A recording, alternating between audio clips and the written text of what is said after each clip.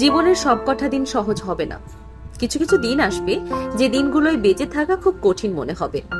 গলার কাছে এসে জমে বসবে একটা দম বন্ধকর কষ্ট। অন্ধকার গিলে খেতে আসবে, আর লড়াই করার শক্তি থাকবে না। ক্লান্ত লাগবে খুব। বিষাদের ভারে নুয়ে যাবে কাঁধ, ভিজে যাবে চোখ। ভিতরে চিৎকার জমা হবে, তবু গলা থেকে একটা টু শব্দ বের হবে না।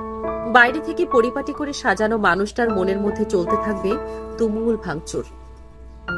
সবটা বলে হালকা হতে পারার মতো একটা মানুষ থাকবে না।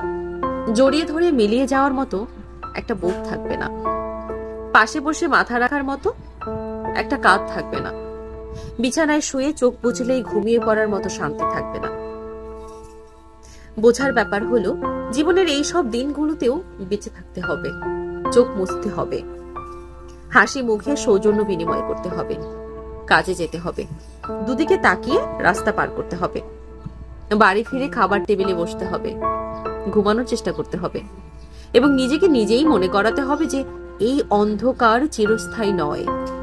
ভোর হবে, আলো ফুটবে। সব ঠিক হয়ে না গেলেও অন্তত কষ্ট কমে যাবে।